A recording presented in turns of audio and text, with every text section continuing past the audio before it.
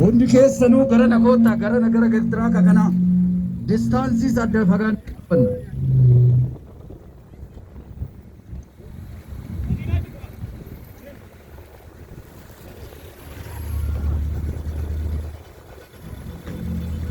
namni hundinuu gara nas deema gara tiraaka kanaa koottaa.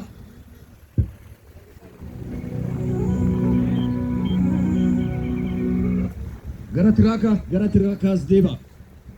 Hundi keessanuu gara tiraaka baagiraawundii tiraaka kana godhanna.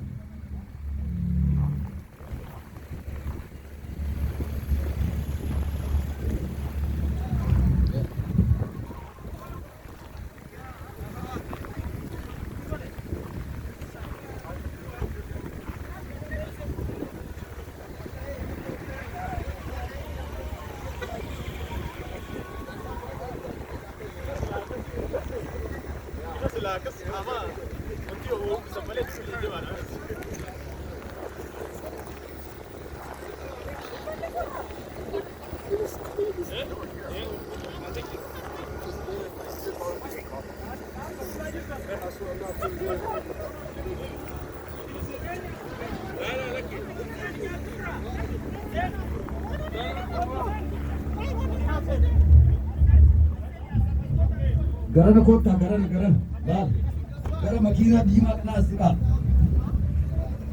baagiraawundiin dhaadannoo kana asirra jiruu fi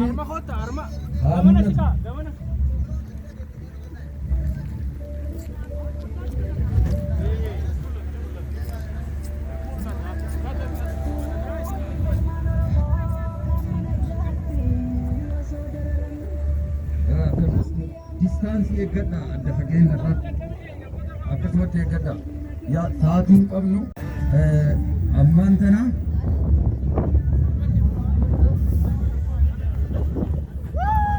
hayyee hundi keessanuu baga nagaan dhuftanii galatooma. Yeroon qabsoo keenya goonuuf gootota keenya bira dhaabbannu yeroo nutti tole qofaa miti. Ammaan tana -4 keessa jirra.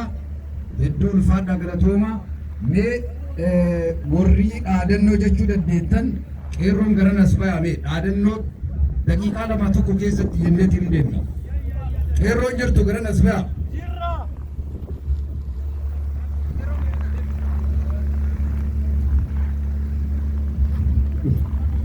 Gama biraatiin qabbana keessa dhufnee akkanaan hin deemnu. Dhaamsa keenya kan yeroo kana dabarfannee deemna. Yeroo kana keessatti gootonni keenya du'aa fi jiruu jidduu jiru wanni dubbannu dhaamsi nu dabarsinu ka saba tokko hin tuqne ka waan biraa irratti hin xiyyeeffanne dhaamsa bareedaa yeroon isaatiin wal qabate dubbannee bira dabarraa. OMN nama qophaa'ee jira. Namni hundinuu namni haqa ta'ee yaada keessanii kennattanii kanaaf galatooma. Hanga dandametti sila xiqqisoo gamanatti akka gamana irraa miidiyaan nu waraabassan nu deebisanii bareedaadha. Namoonni gamana dhaabbatan kan gamana nu yaadda.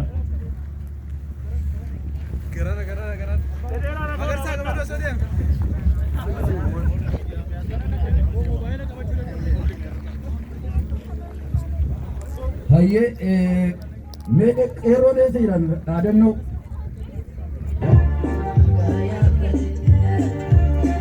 Oromoo jirtu Oromoo jirtu qeerroo jirtu arraa jirtu arraa jirtu Abiza killer Abiza killer Abiza killer Abiza killer Abiza killer Abiza killer Abiza killer down down Abi down down Abi down down Abi down down Abi down down Abi down down Abi down down Abi down down Abi Free Jawar Muhammad Free Jawar Muhammad Free Jawar Muhammad Free Jawar Muhammad Free Hamza Borana Free Hamza Borana Free Hamza Borana Free Hamza Borana Free Hamza Borana Free Hamza Borana daawwattoota keenyaatiin dhaggeeffattoota keenya yeroo kana kan argamnu Kaanaadaa biyya Kaanaadaa kutaa Albertaa magaalaa Kaalgaariitti. Egaa magaalaa Kaalgaarii kana keessatti deeggarsa hidhamtoota siyaasaa Oromootii fi agarsiisuudhaaf akkasumas mootummaa bilisiginnaa dalagaa inni hojjetu kana balaaleffachuudhaaf uummanni bifa kanaan iddoo kanatti wal ga'e. Egaa hawaasni Kaalgaariin bahee addabaabay addaarra naanna'uudhaanii mormii isaanii agarsiisaa turanii akkuma beekamu biyya keessatti sababa ittiin kan ka'e uummanni iddoo tokkotti dhufee mormii agarsiisuu hin danda'u. Kanaaf egaa addabaabay kana keessa naanna'uudhaanii mormii isaanii agarsiisaa kan turanii ammas naannoo kana baay'inaan dhufaniiti seerichi haadhoo kullee malee deeggaruu hidhamtoota siyaasaa keenyaa deeggaruudhaaf irratti hin deebine jechuudhaan yeroo ammaa kana naannoo danda'anitti walirraa faffagaachuudhaanii deeggarsa isaanii agarsiisaa jiru.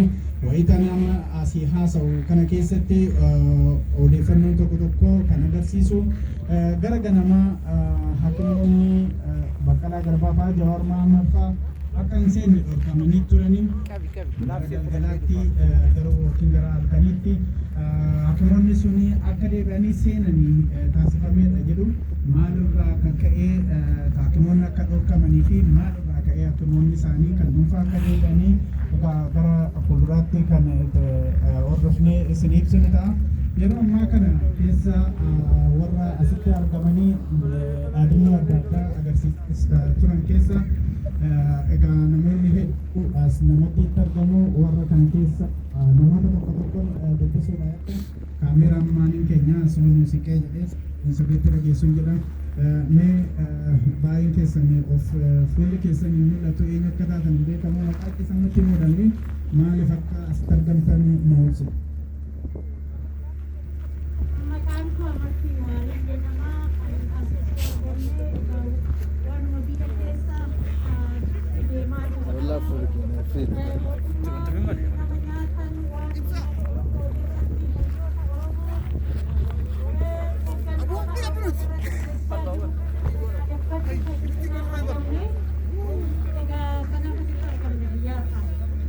Dan asitti argaa Free All Oromo Political Prisoners kan jedhamudha. Komisaasaa Oromoo hiikkatan adeemawwan hedduutu mul'ataa jira. Amee koominitii warri koominitii kana wal qindeessanii yeroo jira isaaniitiin carraa kennan gaggabaabsuun haasofna.